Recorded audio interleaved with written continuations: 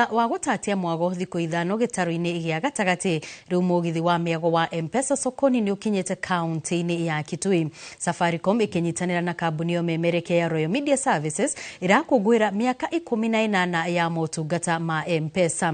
Mũgithi ũyũ wanjĩrĩirie gũtuga atũmĩri a raini cia Safaricom mwena wa Siakago na Kiritiri kaunti-inĩ ya Embu mbere ya kũingĩra Kitui mwena wa Kithioko, na thutha ũcio macoka gũkinya mũingĩ. Amemereke ya Radio Citizen na Musi FM magĩkindĩra ndũmĩrĩri ya Mpesa Sokoni kuria kambuni ino iretĩra mĩaka 18 ya motungata ma Mpesa marĩa magacĩrithĩtie wonjoria na gũcenjia mĩikarĩre ya Kenya.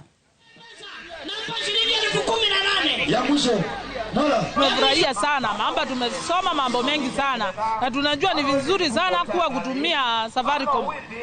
Na tumefunguliwa baka Fochi, baka Till.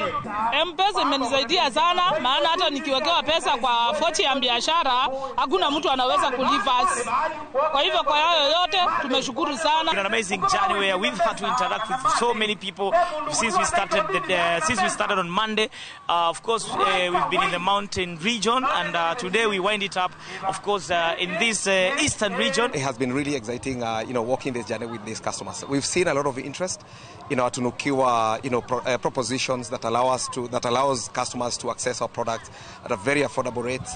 We've seen customers who've not used smartphones before now access smartphones through our Tunukiwa Plus devices.